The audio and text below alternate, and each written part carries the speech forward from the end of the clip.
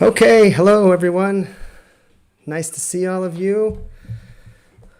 See familiar faces. We're back again this week. You can see I put some stuff up here, trying to be creative. Before we get started with our lesson, I have some news for you, something you don't want to miss. But first I should introduce myself just in case you've never been here before. My name is Matt Thompson. I am the Public Affairs Officer at the American Consulate in Ekaterinburg, and every week we do a live English lesson. It's a chance where you can ask questions, you can learn a little practical English, not book English, that we speak in the United States. And yeah, it's a fun time. It's once a week. I really look forward to this. But before, I want to tell you we have this really, really special virtual event on Thursday. As you know, on the 4th of July, every year, Americans celebrate Independence Day, the birth of the United States. It's a big deal, lots of fireworks, lots of barbecues, picnics. It's a fun time. And when we're overseas, American diplomats like to share and celebrate that as well with the people in that country. And normally we have a reception or we have a big party. Clearly we can't do that now because of the pandemic. So we're going to do a virtual event. But we have it's going to be fun. It's going to be a live broadcast. And we have some really fun guests. And our theme this year is Texas-style barbecue. And we have a few people on our staff who have lived in Texas and are from Texas. So I can't tell you all the guests because we're just this close to confirming, but I can tell you one is really big and it'll be very interesting. We'll have a Grammy Award-winning band from Austin, Texas, Grupo Fantasma, join us. We will also have officials from the state of Texas, the executive director from the tourism office. We will also have some Texans, I think, saying greetings to Russians out here. It's going to be really fun, and we're going to have lots of music, interviews, and so I really, really encourage you to tune in Thursday. I'll even say this in Russian for you, see if I can say it. Четверг, 2 июля, 8 часов вечера, приходите к нам. Хорошо. That's all the Russian I'm going to say today. Later on after our lesson, for the interview portion, we have a special guest, my colleague, Toni Gro, Texan, through and through. Well, maybe he'll disagree, I think he's a Texan. And he's going to talk about what it's like to live in Texas and a little bit more about the culture there because it is very specific. It's different than the rest of the entire United States. And Texans will tell you that too. So let's get into our presentation here. This is a fun one. I had a lot of fun putting this together. And I'm going to say hello. I want to also say hello to people, everybody getting on right now. Tatiana, Elena from Perm, Nastya from Ekaterinburg, Svetlana from Ekaterinburg, Konstantin, my good friend from Ekaterinburg, Yelena, who's saying hi from Ekaterinburg too, Tatiana. And if you're watching this later, I'm going to put this on here, Alexander, that's fine. I don't want to use this. If you have questions after you watch it, even tomorrow or the next day, please just send a comment and let us know. Okay. So let's get started with our lesson. So my favorite idiomatic expressions, they're a lot of fun. These are ones that there's so many in English that it's hard to keep track, but we're going to do some fun ones today. And they're commonly used. They're not for babushkas. They're not for, millennials, very, very young people. They're for everybody. So, number 1, needle in a haystack.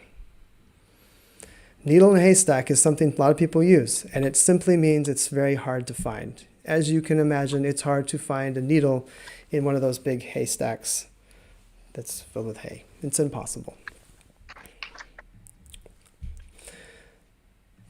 Next one. to go down in flames. And while we're watching, I can see Tony here. He's watching in the background, and he's smiling when I see some of these. To go down in flames is a good one. It means to fail miserably, to fail terribly, or to have something end really quickly. So if you can imagine just something blowing up. It's a really good one to know. If you're a teacher out there, it's a good one to teach your students. They'll remember that. Oh, and Elena here has told us, Igolka v stogi sena. Did I say that correctly? Interesting. Number 3, to hit the books. I think it's a pretty common one. It means to study really hard. It means you're going to I'll even give you another idiomatic expression, to buckle down. It means to get serious and hit the books and study and get better. So use that one. You can use that with your teachers. It doesn't mean literally hit people with books. Udarit, I think, is for hit, right? Number 4, this is another one that I think all generations still use, maybe a little bit older, maybe my parents, to cost an arm and a leg. And it just means it's very expensive. I guess arms and legs are very expensive. That was the interpretation. But yeah, if you hear someone say this in a movie, or if you go to the US and they say, wow, those shoes must have cost you an arm and a leg. It just means they're really expensive. Okay, Johnny on the spot. I'm going to answer a question because Irina asked this. Can I watch this video later? You can. It's always posted on Vkontakte, on Facebook and YouTube, every time. So Johnny on the spot is kind of an old term, but I used it the other day with my wife, and she said, I have never heard that in my life until I moved to Iowa. Iowa is in the middle of the country. Not many people live there, but Johnny on the spot means a person who is always ready to go. I think it's kind of like when people say, "Ya gotov, kak всегда," kak pioneer, like a pioneer. Like that was an old saying during Soviet times. So a person who is always ready. So let's go. So here's my tip. Again, idiomatic expressions just need to be practiced. Try to use them in your speech, and then if you use them a few times, then I'm sure you'll remember them for the long term. And it improves your fluency and your understanding.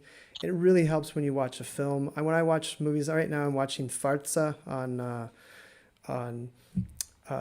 Netflix, and I get lost sometimes because I know they're using some expressions that I don't know. I'm able to follow the story fine, but the fine details of the show I'm not able to understand. So I need to get better. All right, so now here's ain't. And we're using this word ain't because this word is used all over the United States, but especially it's probably used in Texas quite a bit. And it is a really strange word. I'd like for right now, if anybody who's watching in our audience, if you can tell me a really flexible word in Russian that means many, many different things, put it in the comments because I want to know what it is. The word je, I still don't quite know how to use. But let's go back to ain't. I'm going to show you how to use it and when to use it. First, here's a good example. I ain't going to the theater. Make sense? So, I put it here in front of you. I am not going to the theater. So ain't is being used in that sense. I am not. I am not. I'm not. So that's how ain't is being used in the sentence right now. Clear? Ясно? Давай, поехали дальше. Here's another one. I ain't done nothing. I ain't done nothing. Means I have not done anything. Again, you'll hear people say I ain't done nothing. People might tell you it's grammatically incorrect, but you know what? People use it, and I'm not here to say that they're wrong. I understand exactly what they mean when they say I ain't done nothing. It means I have not done anything. But you might learn in your classes or in your training, I have not done anything. That's probably the standard way. But if you hear in movies, I ain't done nothing, that's what they're talking about. Here's another one. He ain't angry at me, is he? So this is, he is not angry at me, is he? He is not. So similar to the first one we had, but a little different construction. He ain't angry at me, is he? This is a pretty standard colloquialism. People say it all the time. And then lastly, she ain't got no friends.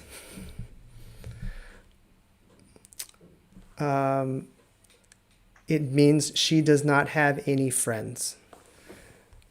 And I think this is pretty easy. Now you're starting to see the how it's used. It's used in different ways, but ultimately you can figure this out, I think, if you just know the context. Just know that ain't can be used in strange ways, but it will make sense. So. All right. So, and I got one more. Sorry. I ain't been to Russia. And when I bring Tony on, I'll ask him if he thinks these are pretty standard phrases. It means I haven't been to Russia. I haven't been to Russia. That's probably the standard grammatically correct way. But you hear plenty of Americans say, I ain't been to Russia. Now, after we went through this, my advice to you is don't use ain't in formal settings. You might be able to, but just generally don't. But if you hear people using it, then pay attention to how they're using it, and maybe you can copy them. And this would be something if you went to the United States and lived for a while. Or if you're watching a movie and you're just like, I'm getting lost because they keep saying ain't all the time. Just know it's versatile. It changes a lot. I'm going to put this up on the screen because Anna put it up here. Ain't Nobody's Business is a famous song, yes. And it is confusing, I agree. Ain't nobody's business. I think I would change that. It isn't anybody's business. All right. Oops. Let's do, and now we're going to move on to Texas slang.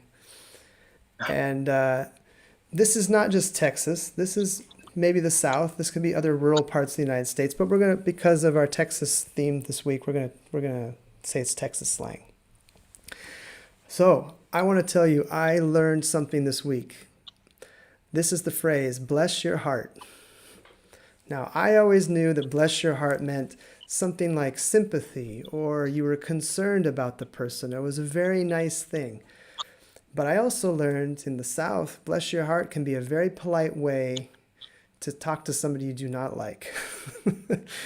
So I'm going to give you one example and then another. So I can't believe you spent so much money on my gift. Bless your heart. That's the nice way to use it. But you could also say, oh, you think 2 + 2 is 5? Bless your heart.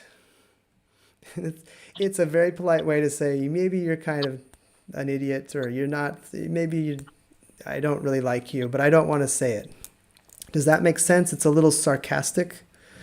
So bless your heart. If you hear this in a movie, then just know that bless your heart can mean many things, from I really, really like you and I want to bring you food, or bless your heart, you're just not so nice. Oh, and we got Marina. Thank you for J. It's a particle. Thank you. I'm going to look at this later because I really do. J is really hard for me. Thank you. So let's go to the next Texas slang word. Might could. This is something new for me. I did not grow up where I grew up. We did not say might could, but I've heard this is pretty common. It means may be willing or able to do something in the future. So it's like two conditionals right together. And it sounds wrong to my ear, but I guess people use it and it's totally fine. So for example, I might could go to the movies tonight. I might could help you, but I'm not going to. To the English teachers here, I would not teach might could to your students. This is a little too confusing, and it's not even used by all Americans. We're almost got two more here. Dadgummit. An expression of frustration. So dadgummit, I lost my wallet again. Dadgummit is a nice way of saying another word that's not so nice, and I'll just let you do your own research on that. So, but dadgummit, if you hear it in a movie, it's pretty funny. I'll get out. Okay, this is one that it makes no sense. I'm not even going to try to explain it, but it's something that's extreme, and you compare it with something. So all I can do is give you a few examples here. So the one I wrote for this presentation is, I'm hungry as all get out. Or, he's as fast as all get out. Or maybe Tony will have another one example when I bring him on. But you hear people use it a lot, but it's one of those things that people say and I don't really know what they mean. I know what they mean, but I don't really literally know what it is. So it's a great one. Just if you see it in speech or in a book or in on the news or on a movie, just know that it's something really extreme. So, oh, and my last one. Here's my favorite. To pitch a hissy fit.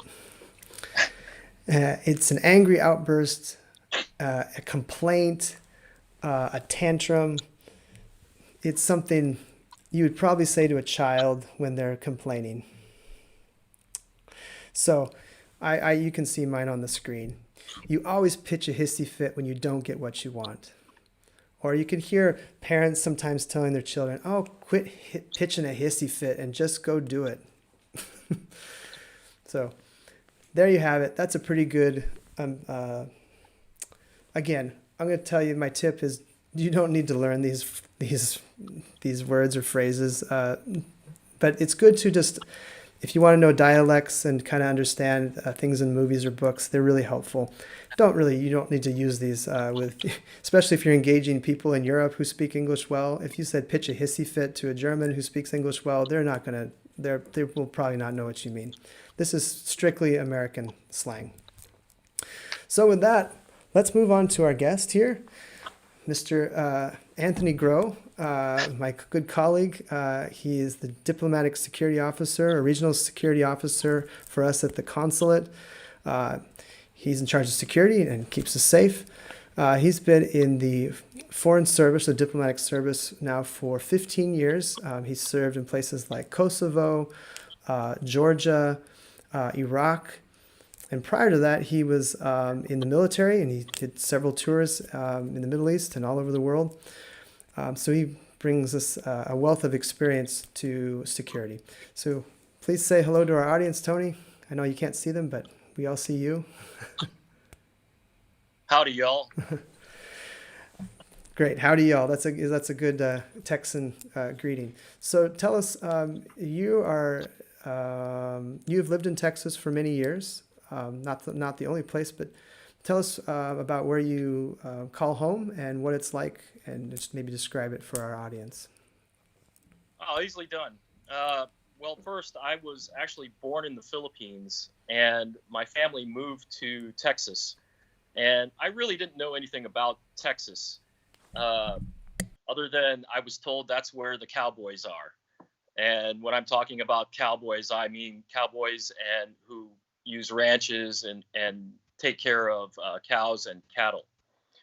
So when I first moved to Texas, I moved to a place called San Antonio. And San Antonio is very rich in a lot of Mexican culture. It's actually named St. Anthony in, I would say, English terms, but we've always kept the Mexican pronunciation or the word San Antonio. That was a very big, at the time, place for cattle. So when you would drive to the city, you would pass a lot of ranches. And these ranches had a lot of what we call Texas Longhorn. So if you ever see a certain type of cow where the horns are very long, that would be called the Texas Longhorn. Throughout my life, in Texas, I lived in Houston, which is a very big city, and it bases a lot of its finances through oil. And then later on, I moved to El Paso, which is considered a border town. And one of the unique parts about Texas is that it is a very big state among or within the United States. To give you an estimate, I don't know my kilometers conversion, but you could drive at about 80 miles an hour, and it would take you about 24 hours to cross the entire state from west to east. Texas is pretty unique because it used to be its own republic. And in 1836, they fought for independence from Mexico. And by 1845, they became the 28th state in America. Now, because it was its own country at one point, it was called the Republic of Texas. And symbolically, there is still a Texas embassy in Paris. Really? Yeah. I did not know that. Huh. So I guess some of the unique things about Texas that probably to give you an idea of what it's like to live there, it is not one of those places where you consider it an expensive state. By the comparison throughout the rest of America, that is one of the states where it is very, I'll say, financially easy to make a living. Why do you think that is? I mean, it's a big state, so there's a lot of land, there's a lot of resources. Is that why it is? That is why we have a lot of oil revenue. So a good amount of the state depends on oil revenue. But now we're starting to get into the tech industry. So if you go to the capital of Austin, Texas, you'll see that there are major companies. Google, Google, yeah. So a lot of those companies and a lot of the tech industry has a position in Texas, and that would be right there in the state capital. I want to ask you a little bit about what's most famous for food in Texas, and I think there's two things in particular. But if you could maybe tell us if you are someone from our audience and we end up going to Texas, where should we eat? What food should we eat in Texas? Well, I would have to say steak and barbecue. Texans love meat. So barbecued meat or smoked meat, which is where they take you can take pork, you can take beef, you can take chicken, and you can put it in what we call a smoking grill. And that will marinate for about 8 hours before it's ready to serve. The other part is steak. In Texas, you really do not, because of the big cattle industry, everyone loves steak. So you will find a number of places where they will serve steak. One of the old jokes is that Texans only like their steak prepared in two ways. You can either have it well done, which means it is sort of dry, it's very well cooked, or you can have it rare. And when we say the word rare, we don't mean just a little bit of blood. As one person put it to me, we can make it so rare that a skilled surgeon can bring it back to life. I had a teacher who used to say that was cooked with a flashlight. Yes. So, and that is one of the other parts is also we have what's called Tex-Mex cooking. So Texas / Mexican cooking. And you can notice this with a lot of the restaurants, even when you go for breakfast, almost every Texan loves to have what is called a breakfast taco or a breakfast burrito. And that is made of a flour tortilla and some eggs and bacon. Yeah. So where you would normally have toast, you have it wrapped in a flour tortilla. Now, I say flour tortilla. If you go towards California, they use corn tortillas. Yeah.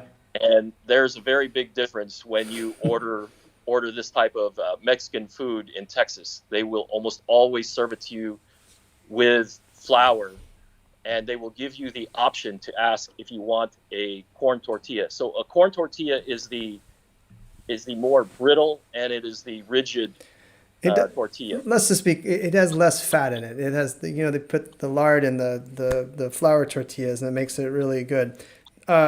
Constantine had one question. He said, "What's your favorite type of steak?" Rare. Just rare, but do you have a cut or anything that you like? And this is weird for me as a vegetarian. I'm asking you all about steak, but I understand it's part of the culture, so no big deal. A lot of people will ask for the flank or for the T-bone. Okay, so that's T-bone's generally what I will have. T-bone's pretty famous, and the flank is pretty big. To all our audience there, that meat plays a big role in the culture in Texas, and you can go to these really famous barbecue places, and believe me, this might sound strange, but they take it so seriously that they will make a certain amount, and people will drive several hours from other cities to get there in the morning, and when they're done, they're done. It's not like they just keep making it. They say we have one brisket, like one big chunk of meat that's like this big, or I don't know how big it is. And they make it. And when they're done, they say sorry. And people who will wait in line for 2 hours, and if they get to the front of the line, they don't get mad even. They just say, well, that's too bad, because this stuff is supposedly so good. So, I have one more question before we go here. Which cultural landmarks and cities are in Texas? You can do the cultural landmarks. Maybe the biggest cities in Texas are Houston. Maybe Dallas is the second biggest, and probably San Antonio the third. Those are the three, and Houston's huge. It's the fourth largest city in the United States. Not many people know that. But cultural landmarks, maybe the one in San Antonio is probably the most famous, right? Yes, the cultural landmark for San Antonio is called the Alamo, and that was where a famous battle was fought, and all of the defenders were killed. And even though they had the chance to escape, they decided to stay and fight. And because of the symbolic nature of that battle, that was the inspiration for the rest of the people living in Texas to gather up and fight together in response.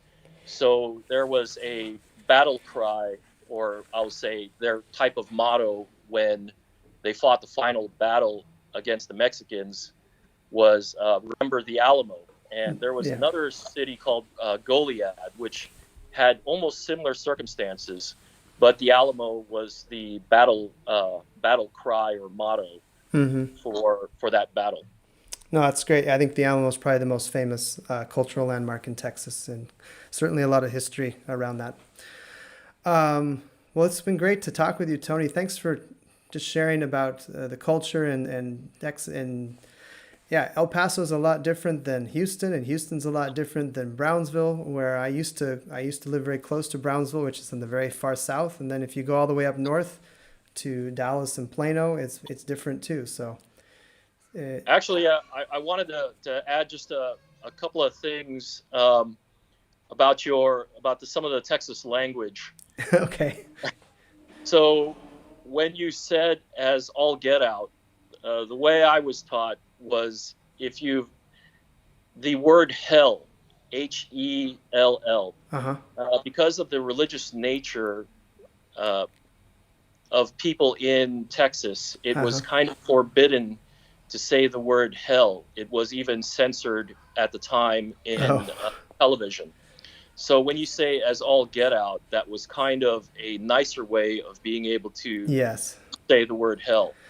Because they'll say "fast as hell" or "happy as," and that would be your kind of I don't even know a good way to describe it, but that was basically what it was. We also have another popular term called y'all. Y'all, yeah. So you all.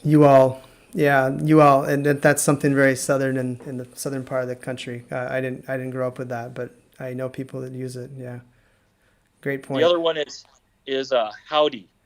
Howdy. So it's sort of how do you do, and that is a slang that is almost exclusively Texas, or well used by anyone with a cowboy hat. Mm-hmm. Yeah, we actually went over that last week because I said greetings that you Americans use all the time that are not strictly hello and hi, and howdy is one of those which could sound strange. I will, before you go out, I remember hearing a radio program and they were talking about Texas dialects, and there's something that people say, and I want to hear if anybody in the audience can tell me if you understand me. Just say, yes, understood. I'll say, yunt to? Yunt to? Anybody? Anybody know? Yunt to? They're actually saying, do you want to do something? Do you want to? You want to go to the store? You want to? Just smash all the words together, so it's really hard. Anyway, we probably got to go. But we'll thank you again, Tony, for joining us. And I know people will look forward to seeing you at the next English club when we have it at some point, maybe in the future. I don't know when, but thank you a lot. Appreciate it. Okay, thank you very much. Bye. Bye-bye.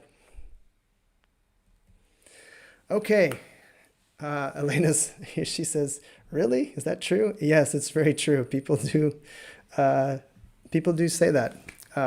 It's very, maybe you wouldn't come across it that much, but sometimes people do talk that way.